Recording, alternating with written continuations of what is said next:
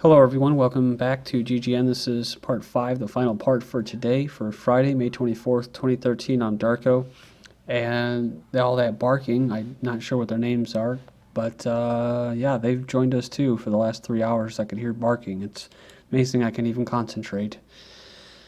Alright, combat troop discharges increase sharply. So the number of soldiers discharged from the Army for misconduct has risen to its highest rate in the recent times, and some are wounded combat troops who have lost their medical care and other benefits because of other than honorable discharges.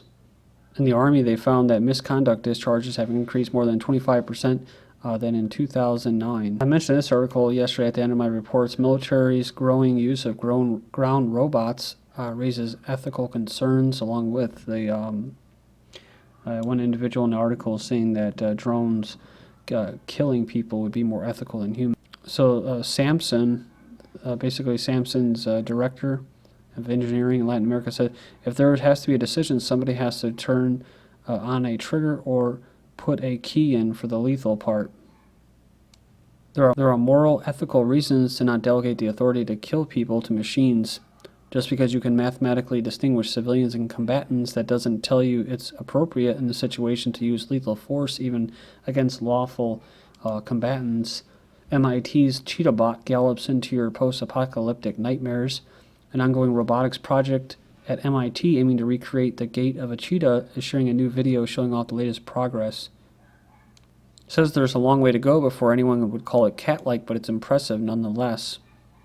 So they say here these creepily realistic robots frequently light up the internet with worries about machine takeovers. Well, if you weren't worried, it's your own freaking race. It's your own it's your own people. I mean, yeah, you should be concerned about it, considering that it's going to happen faster and faster and faster. You know, and that's the thing is like, there is no debate. Again, it's going to happen through engineered consent. So this is just going to happen, and then it's not going to be the people's, you know, from the people's will. No, it'll be through experts and elitists. Say these machines are made possible by funding from DARPA, i.e. tax dollars, the research arm of the Pentagon, which seems very interested in this type of robot. The robot-driven data center of tomorrow says there's an evolution happening within the modern data center. Huge data center operators like Google and Amazon are quietly redefining the future of the data center. It says this includes the integration of robotics to create a lights-out, fully automated data center environment. It's kind of similar to that article where Kmart and other stores Sears were using theirs as data centers, FEMA camps, and Wi-Fi, for more Wi-Fi. Eric Schmidt, Google AI, indistinguishable from humans within a decade, technology to pass Turing test within 5 to 10 years. That's what the Google CEO Eric Schmidt has predicted. So during a question-answer session at Google's Big Tent event, it says here, how soon before Google now passes the Turing test, somebody asked him. The Turing test is a concept first introduced 1950 by British mathematician and computer science Alan Turing, which measures a machine's ability to exhibit behavior equivalent to a real human being. After mentioning how IBM's Watson computer won Jeopardy, Schmitz responded that Google could do it in 5 to 10 years. Google Glass, or glasses, privacy policy violation worries arise with wearable gadgets. Google staged discussions on the finer points of its Glass wearable computer during this week's developer conference. Missing from the agenda, however, was a session on etiquette when using the recording-capable gadget, which some attendees faithfully wore everywhere, including to crowded bathrooms. So it's a cross between mobile computer and eyeglasses that can both record video and surf the internet. It's now available to a select few, but is already among the year's most abuzz. So one of the things I noticed when I was reading the article, that InfoWars article, there was actually, it links to like New York Times, the mainstream thing, and they were giving like, you know, minutes by minutes of what was going on. But they were talking about how eventually, you know, these people are going to be able to afford this stuff. Almost a full cyborg will be people like this, like, you know, Google co-founder Sergey Brin. You know, people with a lot of money are going to be able to do this, and that's what's going to probably lead singularity, is these elitists that are going to eventually go full force with the singularity. singularity, and if you can't afford it, then you're going to be screwed. I don't even know why you'd want it, but either way, the fridge has eyes. It goes back to about being gods. So these people want to become gods, and of course, if they have all the money, they get all these machines and gadgets, they get more toys. Then eventually, they could, in a sense, be gods.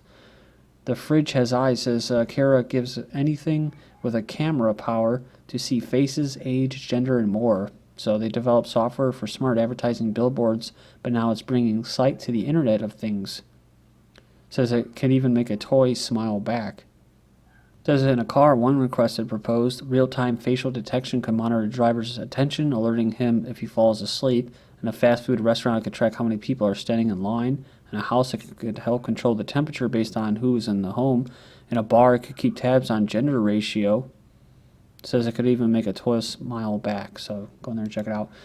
Tech Corp, hope to replace your wallet with biometric identification. Retailers such as Walmart, Target, Costco are utilizing biometric identification for accurate management of goods, while hoping to incorporate the biometric checkout where customers can use their fingerprints or retina to pay for their items without having to use credit, debit cards, or write a check. By having employees scan their fingerprints into corporate databases, retail corporations can reduce theft and eliminate payroll confusion. So it says, however, this initiative is really about collecting biometric data to store and use at a later date. Pentagon wants human surrogate for directed energy weapons. This is from the 10th. I've covered this already. But it says here, if the pain ray just affects the skin, as the military has said for years, why do the human surrogate systems need simulated organs? The spokesperson mentioned in the piece below that the surrogate will be a common test target that can be used across a spectrum of non-lethal stimuli. So, the Pentagon's electromagnetic pain weapons are about to make a new friend. It's an anthropomorphic test dummy that's going to get blasted by everything the Pentagon's non-lethal weapons agency can throw at it. That includes electromagnetic radiation, and the LSW bands noted the request for proposal. There are plans to subject the luckless mannequin to everything from noise, LRAD, blast pressure, electrical currents, thermal energy, and light from flashbang grenades, of course, for crowd control. That's what they're doing. All right, Eldercare Robots. So, just as Frank, the baby boomer generation, grows old, and if the number of elderly care workers fails to grow with it, many people might end up being cared for by robots. According to Health and Human Services, there will be 72 million Americans over the age of 65 by 2030, which is double the number today. So according to the Bureau of Statistics, the country will need 70% more home aid jobs by 2020, long before that bubble of retirees. But filling those jobs is proving to be difficult because the salaries are low. They usually make about $20,000 annually. These are two trends that are going in opposite directions. One is the increasing number of elderly. The other is the decline in the number of people that take care of them. Part of the view we've already espoused is that robots will start to fill in those gaps. Doctors save life of 3-month-old by 3D printing splint for collapsed trachea. So, researchers in Michigan were able to print a splint specifically fitted to his windpipe using a 3D printer, a machine that creates a 3D object by spraying successive thin layers of material, usually some form of plastic. So, there's good things that can come out of technology. It just sucks that a lot of times it's the real evil, nefarious things. New spectre of cloned babies. Scientists create embryos in lab that could grow to full term. The breakthrough could have major implications for stem cell treatments. First-time cloned embryos have developed enough to provide stem cells and raises the possibility of babies being cloned in the lab by rogue scientists. Maybe machines creating the babies?